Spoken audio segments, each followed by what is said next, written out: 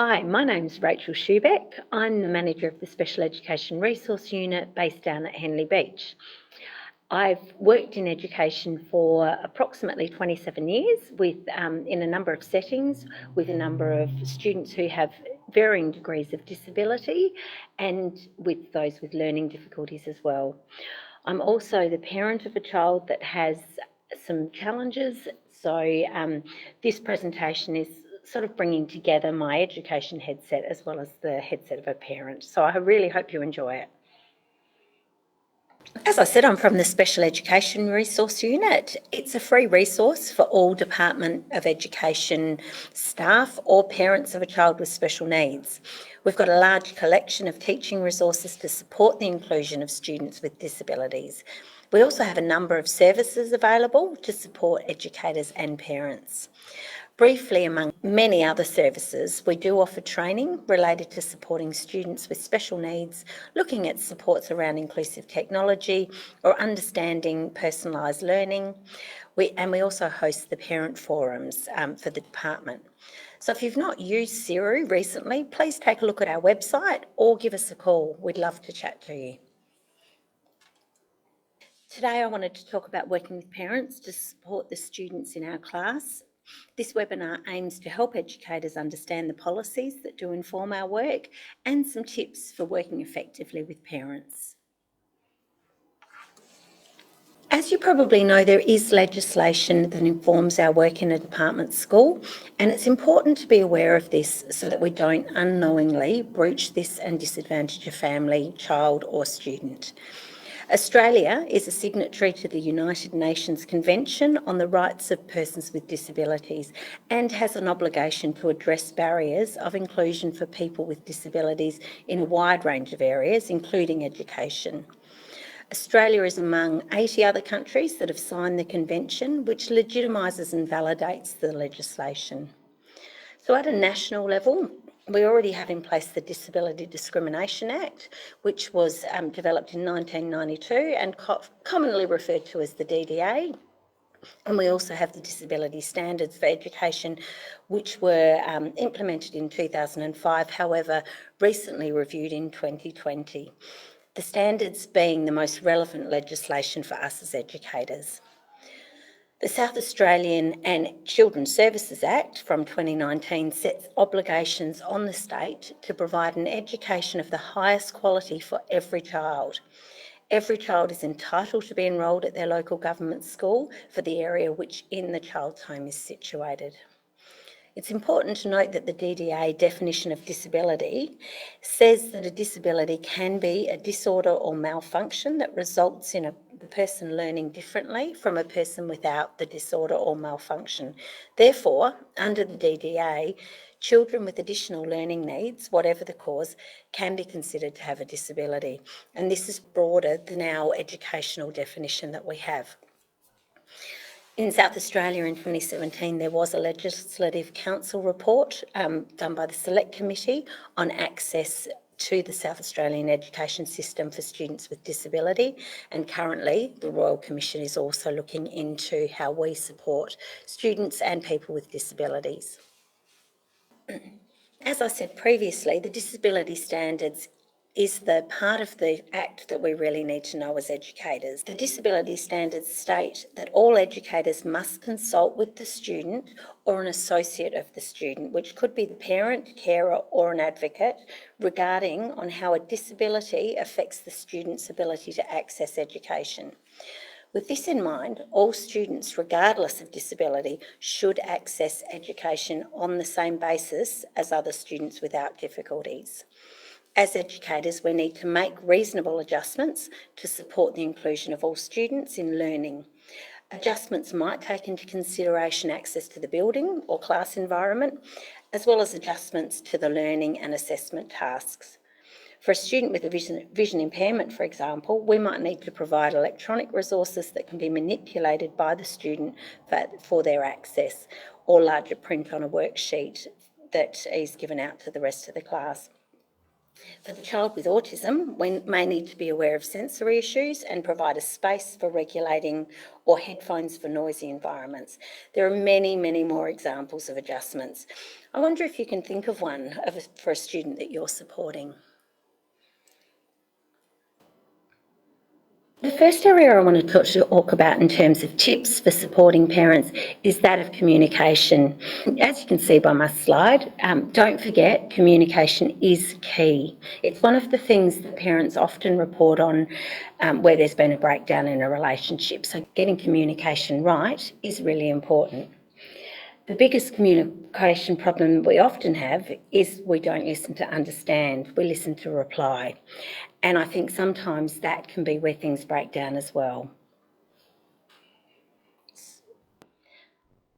Communication with parents is extremely important. You really need to take the time to get to know the parent and the child, and as much as possible understand any of the outward pressures that might be impacting on not only the student but on the parent as well. Create some systems so that if an issue arises, you've got a means to communicate with the family. So it's really handy to have a setup where you can either email, or if you've got a class system where you actually communicate, that might work really well. But just making sure that for those situations you have some sort of communication in place. Remember to apply good listening skills. Give space and don't interrupt. Paraphrase to check that you've understood and acknowledge any emotions. Remain courteous without being patronising. It can be really hard in these sort of situations where, especially when people are talking about their children, they are so important, so emotions run high, regardless of whether it's an emotional conversation or not. So it's really important to realise you're not being attacked. The parents have just got a lot of emotion attached to the conversation. Ensure that communication is always balanced. Take the time to share the funny stories. Celebrate achieving goals. Find a positive to share. If you only call when there's a problem, you can't expect that the parents are going to answer. And this is one of the things that a lot of parents comment on, that they know that when the school rings, it's to come and pick up their child. But if you actually take the time to ring and say, oh, a really funny thing happened today and I just wanted to share it with you, I think you'll get much better reception the next time you do actually need them to come to the school and support you. Parents never tire of hearing how amazing their child is. And in some cases, your information is the only information that they'll receive about their child's day, particularly when we're dealing with kids who might have communication difficulties or might be nonverbal, or I think we've all had those teenagers who actually get to the point where they don't tell us anything anyway. So it can be something that a lot of parents grapple with, but by providing communication to parents to let them know some of the good things that have happened is invaluable, because they may not get that information otherwise. And as you can probably imagine, sometimes they might start to think things that actually haven't happened. So when calling a parent of a child who has serious health needs about anything other than that medical episode, let them know that the child's okay before you move on to the reason for your call. And I say that because a number of parents, if they think there might be a health-related incident, aren't open to hear your information until they know their child is safe. They deal with this on a daily basis and they deal with this at all times. So just as out of courtesy, it's a really easy thing to do, but it makes a really big difference. Then they're open to listening to what it was that you actually called about. When calling a parent with a child with behaviour issues, try and start with something positive if possible. So, for example, Billy walked in this morning and he looked like he was a little bit uncertain, but he actually came in and sat down and tried to engage in the activity. It was after that he became really, really unsettled, and I'm calling you now for that reason. Starting off with something that shows that, yet the child tries, I think also paints a little bit of a picture that, yes, you like this child and you're actually working with the parent and you want to see the best in this child as well. So it's actually a really positive way to frame those conversations. Work with parents to focus on particular behaviours of concern. Set up consistent expectations and consequences together at school and at home, and this avoids confusion for the child, and it also creates that transparency that the child has to adhere to certain rules regardless of where they are, and that's really valuable learning for the child. if they know that the same rules apply at school as they do at home. Sometimes that can be harder to have some of those rules in the home environment, so it's really important that you work with parents to say this is really important for your child's learning. Don't ask the parent to follow up on a behaviour from school. And the reason I say this is sometimes this shows that you either did not deal with it or that you could not deal with it, and that can break down the trust. If there's been an issue at school and you're feeling a little bit concerned or you don't know how to deal with it, ask the parents, say, I'm calling, we've had an issue, I'm just not sure where to go with this. Do you have any ideas? I think it's really important to remember that parents know their kids really, really well, and if the more we use them as a resource to support us in working with their child and getting the best out of them, the more positive our relationships are going to be with the students and the parents. Talked a little bit about how to communicate and the importance of communicating well, but we've got to remember communication is more than just what you're saying. Communication is also the non-verbal communication, and that's really, really important to remember. Remember that non-verbal communication does include your tone of voice, your facial expression, your posture, your use of space, hand gestures, full body movements, and it really matters. 90% of all communication between two people is non-verbal. And you can think about times where you've met with somebody who gives you that smile that doesn't look sincere, it doesn't reach their eyes, it only reaches their mouth, and they nod at you and you feel patronised or not listened to because you think, that doesn't feel genuine. Or if something feels a little bit off about something that somebody's saying, it's because their body language is not matching what it is that they're actually saying. So body language does play an essential role in how we share information with others. Dr. Emily Cook, who's a relationship counsellor, said that this is really, really important. As much as 50% of communication is non-verbal, so we need to take note of this. On some slides you see it at 90%, on others it's around the 50%. So we do know that it is a significant contribution to the message that we are relaying. When people agree, they tend to move inwards and mirror each other's relaxed body posture. When people disagree, body postures do not match. So your body posture, one person might be leaning in and one person might be leaning back away. So just be conscious of those sort of little tips when you are in a meeting, particularly with a parent who might be feeling angry or upset.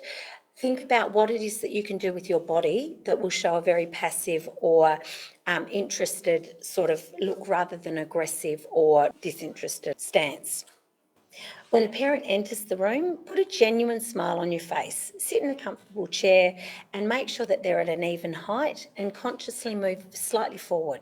It's harder to be aggressive if you're leaning in and smiling. So it's a really important tip and it's such a simple thing to do. Remember, if you're nervous about a meeting, it's possible the parent is also. Listen to the parent, and if you're not sure how to respond, tell them that you need to get back to them and make sure that you do as a priority. It's better to be honest and work to fill any gaps in your knowledge than to overpromise and then not be able to deliver. We've also got to remember that sometimes we can have lots of communication and lots of meetings, etc., but some parents feel that they've not been heard, and that can also break down relationships. I love this slide with the lady with the headset because we often sometimes comment at Siri that sometimes it feels like things come through the department to us and then we have to almost pass them on to somebody else. And it says here, that's not my department. Let me transfer you to someone who will ask you the exact same questions like I did, and then transfer you back. And it can feel a little bit like that for parents sometimes. And if they're already feeling a little bit agitated, you know that by the time they get to the right person, they're actually already feeling very, very angry. And the other quote that I really like from George Bernard Shaw is the single biggest problem in communication is that illusion that it's taken place. And sometimes we can feel, yep, we've had a good meeting, we got everything on our agenda down, it was all of that was discussed with the parents, but we didn't actually listen to the parents, or they weren't assertive enough to tell us what it was that they really wanted to meet about. Take the time to ask parents if they have if they want anything to contribute, if they feel that they've actually been heard, if there's anything that they feel needs to be followed up. because then they will feel like they've been a participant in the process as well. So once you've actually got your communication right, you actually need to develop a professional relationship with parents. So what does that really mean? Well, for some parents, leaving their child in your care is a huge leap of faith. Help parents to feel confident by reminding them of your skills and knowledge. Make time to check in with parents if you can, and provide information about the child's day. If you're helping a parent to understand their child's disability, provide them with access to plenty of information. Don't assume that they'll source this for themselves, and if they don't need it, they'll tell you. I think it never hurts to have information and to just talk to them about that, because it shows an interest in their child, which I think is really the message you want them to take away. Try to reduce the acronyms that you use with parents. They're new to this, and we in the department use lots of acronyms without even thinking about them. And we can talk about our IESP with our SSO support, and for us we all understand what that means, but for a parent, they're not necessarily going to understand we're talking about an unqualified or a person supporting our child through funding from the department, but we get that. So it's really important to be really aware of that. This one I think is really important. Never diagnose. Even if you are, for example, 100% sure that the child in front of you has autism, it's actually not your place to diagnose. Suggest further follow-up with the appropriate professionals and support parents to understand any information or reports. Some parents get very overwhelmed when people throw around labels, so you've got to be really, really conscious of that, because that can be quite devastating to some people. Use a skills-based approach. Always focus on what the child can do and their achievements, rather than the gaps between them and their peers. Parents already know this. They know that their child's not able to function at the same level as the other students. So it's really, really important that you look at the skills that they do have. You are the education and learning expert.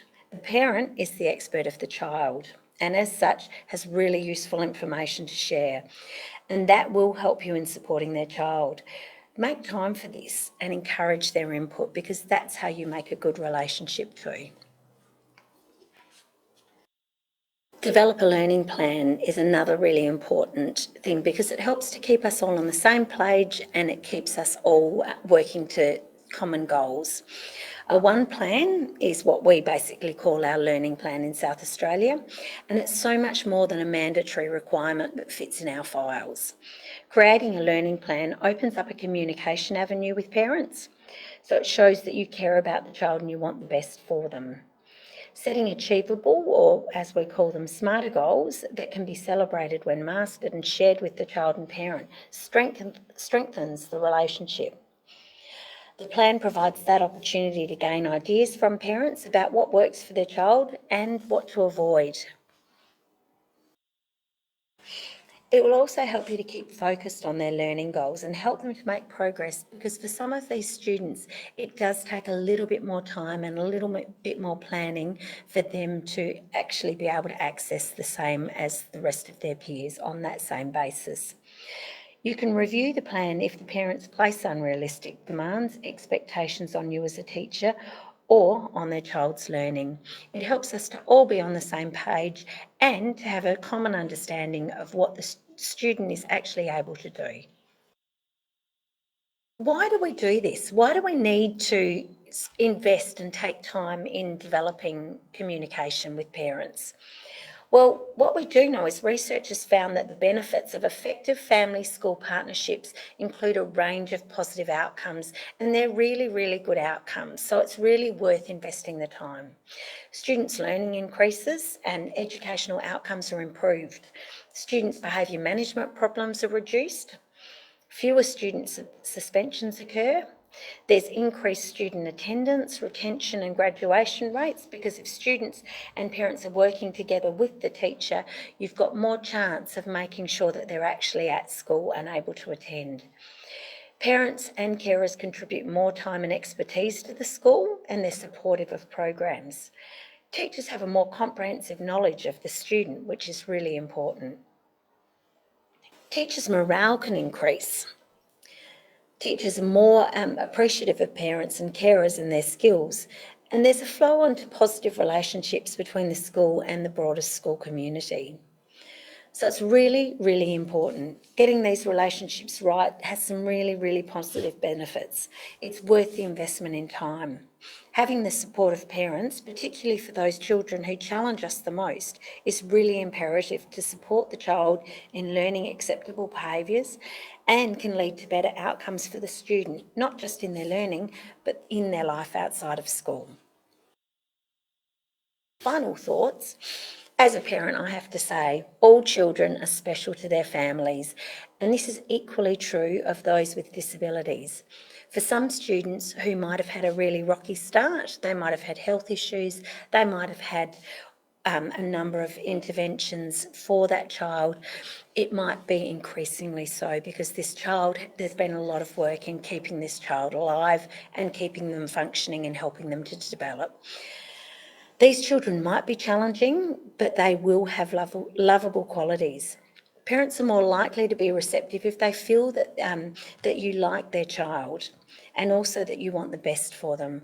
A lot of parents, particularly those of students who might have behaviour problems, often report that they feel that the teacher doesn't like their child, and that for them is where their relationship breaks down. It's a really important thing. I've worked with students who have been really, really challenging, and I've really invested time finding something that I genuinely like about the child to ensure that the relationship is genuine, because kids know when you're not genuine. So it's really important that you do find something you like about them and show that genuine like and respect for them. I'd really like to recommend the online training module working in partnership with parents that's available through online training. I've got here some links to a website which we'll put on the page, we'll put in the resources. If you go to altaustralia.net, you'll be taken to a screen where you need to enter your details. You'll be asked for a course code, and the course code that we've entered for these parent courses is capital SA-AFP.